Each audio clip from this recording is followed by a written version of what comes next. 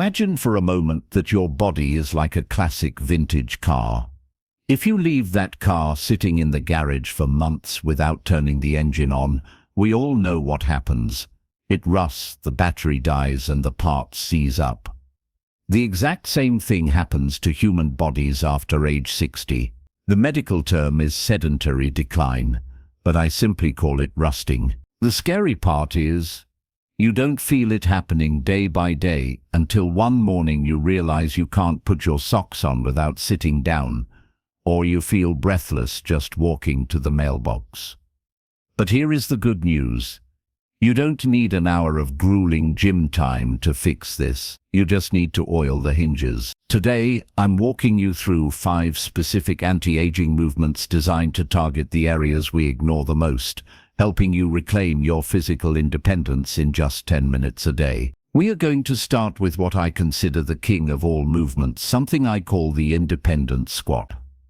The reason this is first is simple, because the moment you can no longer get off a chair or the toilet by yourself is the moment you lose your freedom. So we are going to fight that right now. I want you to find a sturdy chair and sit towards the edge with your feet flat on the floor. Now cross your arms over your chest to prevent using your hands for help. Lean forward slightly, engage your core, and stand up powerfully. Squeeze your muscles at the top, and then slowly, and I mean very slowly, lower yourself back down. That slow descent is actually where the real strength is built. If you need to use your hands at first, that is perfectly fine, but aim for 10 repetitions.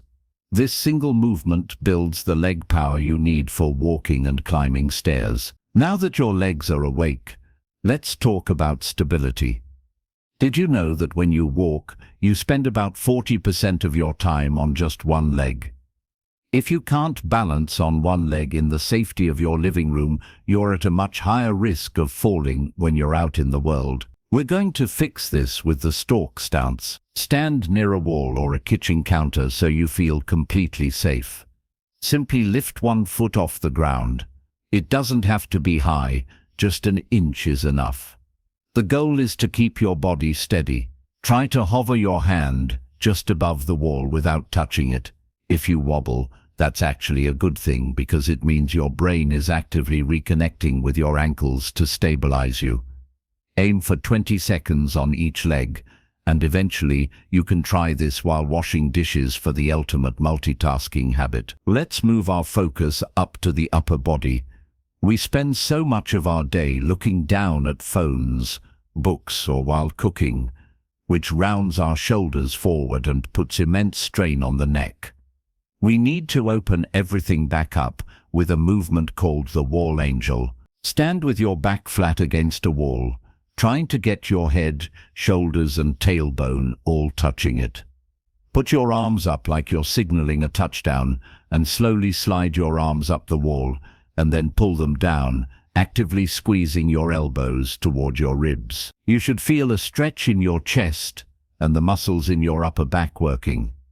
This movement fights gravity and pulls your posture upright, which will help you breathe deeper almost instantly. A lot of seniors avoid abdominal exercises because they are afraid of hurting their lower back, but the truth is a weak core is often the very cause of that back pain.